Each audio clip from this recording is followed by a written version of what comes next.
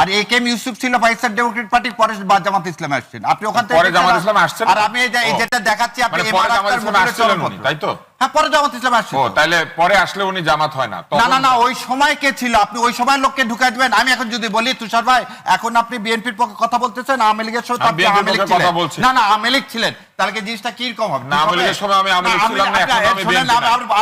শোনেন, আপনি জয়ের ইয়া নিছেন। হ্যাঁ, আমি নিছি। আমি আবার বলেন না কথা, এবার কথা বলেন না, এসব বলেন না। আমি ফখরুল ইসলাম আলমগীরের সাক্ষাৎকার নিয়েছি। তাহলে আপনি কি আওয়ামী লীগ? হ্যাঁ, তাহলে আপনি আওয়ামী লীগ, আপনি জয়েরটা নিছেন, ফখরুল ইসলাম আলমগীরটা নিছেন, তাহলে আওয়ামী লীগ। পেশাদার উপস্থাপক, কি সুন্দর লোকজন যখন সাক্ষাৎকার দিতে আসবে আমার মতো উপস্থাপকের কাছে আসবে, তিনি তো সকলের সাক্ষাৎকার নিয়েছেন, তাই যখন ওকালতি করতে যাবে ওর কাছে যাবে, তাকে আওয়ামী লীগ বলা যাবে? আমার কাছে আসবে। তাহলে কি আওয়ামী লীগ বলা যাবে? আর যে লোকটা পাকিস্তান ডেমোক্রেটিক পার্টি করতো, ধরে নেন মুসলিম লীগ যারা করতো, পরে বিএনপি আসছে, তাদেরকে আপনি বিএনপিতে আসার আগে কি বলবেন? মুসলিম লীগ। আর বিএনপি আসার পর তো বিএনপি বলবেন না মুসলিম লীগ বলবেন। আমি সেই কথাটাই বলছি, উনি যখন জয়েন নিছেন তখন তো তাকে আওয়ামী লীগ বলবো না।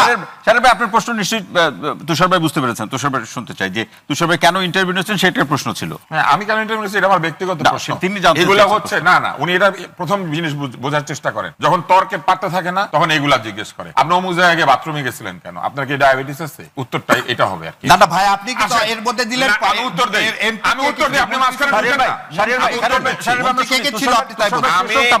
আমি বাংলাদেশ টেলিভিশনে যাই যখন ওর জন্ম হয়, এবং আমি টেলিভিশনে শুধু উপস্থাপনা করি না, আমি বিতর্ক করেছি। বাংলাদেশে যদি 5-10টা উপস্থাপকের নাম বলা হয়, কেউ পক্ষপাত না করলে আমার নাম বলতে হবে। তাও ভাগ্য ভালো হাঁটুর বয়স বললেন না। না বলতো, হ্যাঁ এটা বলেননি, ভাগ্য ভালো, আপনি আমার বয়স জানেন না। হবে না, ওই কথাই বলেন না, এভাবে মানুষ বাংলা ব্যাকরণ পড়তে হবে। ও মাঝখানে আন্ডারমাইন করেন না। আপনি হয় এটা বন্ধ করবেন। শাহরিয়ার ভাই তুষার ভাই শেষ করুক, এরপর আপনার করব। জি। হাঁটুর বয়স একটা বাগধারা। হরলাল রায় পড়লে তো ভালো হতো, জ্যাকব পড়ে বাংলা ব্যাকরণ সারাদিন। শাহরিয়ার ভাই প্লিজ, সারাদিন জ্যাকব থাকলে আপনি সারাদিন আমিও লিখে রাখছি যে আমরা পরে সারাদিন জ্যাকব পড়ে, তো ভারতীয় বইপত্র পড়াশোনা করে, হরলাল রায় পড়ে নাই। হাঁটুর বয়স একটা বাগধারা, ঠিক আছে? এবং এই বাগধারা আমরা ছোটবেলায় পড়াশোনা করে পরীক্ষা দিয়ে পাস করে আসছি, অটো পাস না তো। এবার আসেন, আমি একজন বাংলাদেশের উপস্থাপক, আমার কাছে সাক্ষাৎকার দেয় নাই এরকম খুব কম লোকজন আছে। আমি কারো সামনে অনুষ্ঠান করি নাই এরকম খুব কম লোকজন আছে। কারো সাক্ষাৎকার নিলে সে তার দলে চলে যায় না। ইন্টারভিউ করে ল্যারি কিং, এজন্য সে রিপাবলিকান হয়ে যায় কিংবা অন্য কোনো পার্টিতে চলে যায়। ক্রিস্টিনা আমানপুর ইন্টারভিউ করে, তারে কেউ বলে উনি রিপাবলিকান না ডেমোক্র্যাট। একমাত্র বাংলাদেশে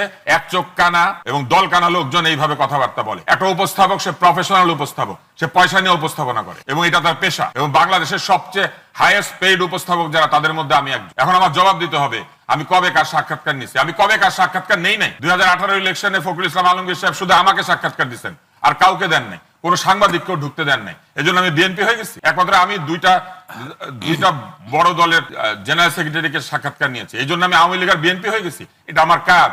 আজকে যদি কেউ আওয়ামী লীগের মালিকানা আছে, এরকম কোন টিভি চ্যানেলে চাকরি করে, তাহলে সে আওয়ামী লীগের হয়ে যাবে? এসআলমের ফ্যাক্টরিতে যারা চাকরি করেছে তারা সবাই চোর। এই ট্যাগিং এর রাজনীতি, লোকজনের পিছনে একটা, ওই যে ছোটবেলা আমরা দেখতাম যে একটা ছাত্রছাত্রী হেঁটে যায়, পিছিয়ে একটা কাগজ লাগায় দেয়। এই ট্যাগিং এর রাজনীতি হচ্ছে সবচেয়ে দুর্বল লোকেরা করে। রাজনীতি হবে আদর্শের, তর্কের, নৈতিকতা, রাজনীতি হবে যুক্তি। সেই সব রাজনীতি বাদ দিয়া যখন কথাবার্তায় দুর্বলতা দেখা দেয় তখন বলতে থাকে আপনি তো অমুক, আপনি তো তমুক, আপনি তো জাহিদ গতদিন মান্নার দলের ছিলেন, আপনি তো বিএনপি হয়ে যাচ্ছেন। কি কারণে আমি বিএনপি হইতে যাবো আর কি কারণে আমি আওয়ামী লীগ হইতে যাবো? আমি একমাত্র উপস্থাপক যাকে আওয়ামী লীগও ব্যান করেছিল, বিএনপিও ব্যান করেছে, এবং দুইটা দলই আমাকে টেলিভিশনে ঢুকতে দিত না কিছুদিনের জন্য। কি কারণে? এই কারণে যে এক দল সবসময় তার বিপক্ষে গেলে মনে করে সে আরেক দল, এবং এইভাবে বাংলাদেশটাকে ধ্বংস করা হয়েছে। এইভাবে সব জায়গাতে মেধাকে ঠেলে দিয়ে বলা হয়েছে তুমি আমার দল হইলে তুমি মেধাবী, আর তুমি আমার দল না হইলে তুমি অন্য কিছু। সামনে কি সেই ট্যাগিং বাড়বে না কমবে? সামনে সেই ট্যাগিং বাড়বে। কারা বাড়াবে?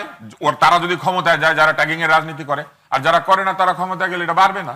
জি, অসংখ্য ধন্যবাদ অজিত ভাই। শুনছিলাম যে বিকল্প শক্তির কথা বলছিলেন আতাউর রহমান ভাই, তার সূত্র ধরে আরেকটা লাইন যোগ করি, যে উকিল চোরের পক্ষে না সেই উকিল চোর। ভাই আমাদের কি উত্তর দিতে দিন?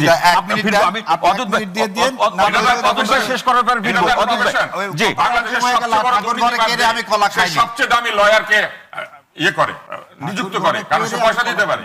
জি, সেই কারণে আপনার কাছে